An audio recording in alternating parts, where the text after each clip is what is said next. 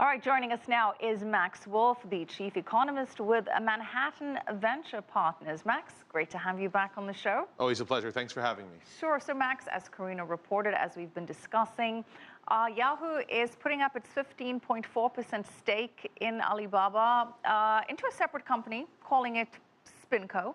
Interesting choice of name. Max, what's the deal here? Well, look, Yahoo has a problem and a sort of nice little problem to have, but still a problem, which is for years, the excitement and the growth of Yahoo's story has been imported from Alibaba. However, this has obscured and made people uninterested in what is Yahoo's part of Yahoo, the non-Alibaba and Yahoo Japan portion. In order to move forward and to reward shareholders, they need to move this out and separate this into Yahoo and Alibaba, and they need to do it without paying a lot of the upside they made to the government, and this is how you do it. Yes, this move does help with taxes significantly, and it'll also bring in more or less, at the current share value, about $40 billion for Yahoo. That's a lot of cash to have on hand. What do you think they're going to be doing with that? So we know from the company that about half of it they're going to give back in the form of cash payouts and share repurchases. So that leaves about half the money under question. Clearly what they're going to do is buy themselves some second chances if they need them and continue to buy assets like Tumblr and Flickr. And they bought a bunch of assets over the years, and they're going to need to be relevant in a very competitive market. Max, what acquisitions would make sense here for Yahoo? I think we're going to see a lot. I think Yahoo's going to be doubling down again and again on mobile, video, and native content. They need to be social and mobile. In other words, they need to catch up with Facebook and Google and Twitter, who've been more or less eating their lunch for 15 years. Is there a particular target that you think would be a good fit for Yahoo?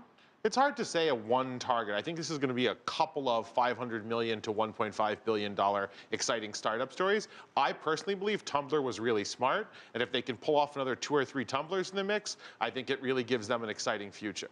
Well, Tumblr's paid off, it would appear.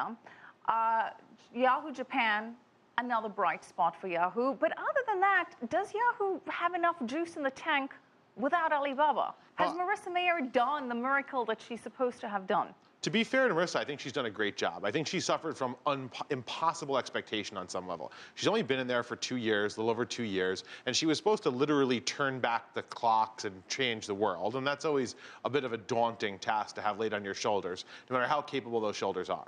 What she's done is showed us there is a path forward in social, there is a path forward in video, there is a path forward in mobile, and I think this company has a bright future. In fact, I think it's undervalued. That being said, they really leaned on the Alibaba story, which has been a lot better than the Yahoo story for an awful long time. Yeah, Alibaba has certainly helped promote the Yahoo brand. And without the stake, Yahoo's going to be valued around $10 billion or so, making it a possible target for acquisitions. Is that a likely play? Do you think another bigger company could come in and make a bid for Yahoo? I think if there's ever a period in which people lose hope that Marissa can turn this around, we'll see a rapid sale. That would be another 6 to 12 months of real stumbles, which I don't think is happening. But just because Microsoft's taken a few passes at this prize before, and because we hear about pressure from activists to combine with AOL, I think there's going to be takeover rumors, either that Yahoo will make a big strategic acquisition or will be one. My guess is unless things don't go well, it's a go-alone story for another year at least. Max, could Alibaba come in and buy itself back, could buy SpinCo back from Yahoo? Absolutely. And a lot of folks thought that Alibaba might turn around at one point and just buy the whole thing before any of this. They didn't, but they could, and that Yahoo is going to be low enough in its valuation, and Alibaba is going to be rich enough for the foreseeable future that will remain a possibility. Well, Alibaba has had a lot of troubles of its own lately, particularly with regards to Chinese regulators, allegations of corruption, of selling counterfeit goods. The share price is down 17% year to date. That is quite a significant drop. Can Alibaba solve this in an amicable way? What's it going to take to make this go away? So look, I think this has certainly not been a great public relations and governmental relations episode for Alibaba. That being said, Alibaba still owns the interim future of e-commerce in the largest, most dynamic e-commerce market in the world. The future of e-commerce in China is Alibaba's to lose. I don't see them losing it. I consider this to be a very good company. At $215 billion plus in valuation, it's still a very wealthy company, still a very valuable company. There are bumps in the road, and in a weird way, this may serve to help Alibaba in one weird way. way, which is a lot of folks think that they're really a story of being captive in their relationship with the Chinese government. And this shows that they have disputes with the Chinese government, and maybe it pressures them to do what they have to do to really live out the promise of Alibaba, which is become a global story, not just a Chinese story. Well, they are making a lot of interesting acquisitions. That has been the Alibaba way, most recently buying Meizu.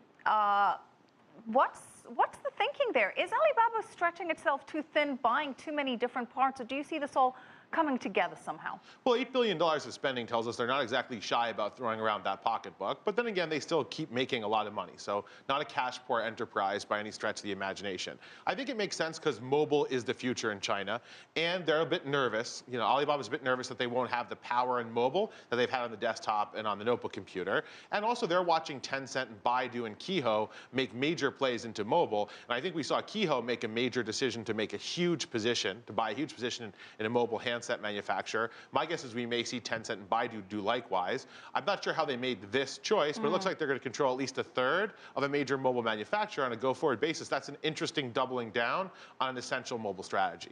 Doubling down indeed. All right. Thank you as always. Max Wolff, Chief Economist with Manhattan Venture Partners.